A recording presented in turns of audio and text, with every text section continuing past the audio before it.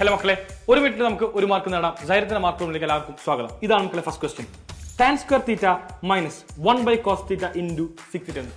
ഇത് കണ്ടപാടെ 1 by cos theta കൂടിയുണ്ട്. നിങ്ങൾക്ക് എല്ലാവർക്കും അറിയാമായിരിക്കും 1 by cos theta it is same as 6 theta. അതായത് tan square theta minus guys ഇവനെന്താണ് sec theta into sec theta അഥവാ sec square theta എന്ന് കിട്ടി. ശ്രദ്ധിക്കണം കേട്ടോ, 1 by cos theta sec theta ആണെന്നറിയാം. So sec theta into sec theta 6 square theta. എല്ലാവരും ഉണ്ടല്ലോ ഓടിപ്പോയി 1 എന്ന് എഴുതും. അവിടെയാണ് പ്രശ്നം. tan square theta minus 6 square theta 1 ആണ്. ആലോചിക്കണം. അതിനു വേണ്ടി എല്ലാവരും ഓർക്കേണ്ടത് 1 plus tan square theta എല്ലാവർക്കും അറിയാം അത് sec square theta ആണെന്ന്. ഞാൻ ഈ കാണുന്ന sec square theta ലെഫ്റ്റിലേക്കും 1നെ റൈറ്റിൽ കൊണ്ടുപോയി കഴിഞ്ഞാൽ എന്ത് കിട്ടും? which implies tan square theta minus sec square theta equal to -1 എന്ന് കിട്ടി. അതായത് ഓപ്ഷൻ സി ആണ് ഈ കാണുന്ന ക്വസ്റ്റ്യന്റെ റൈറ്റ് ആൻസർ.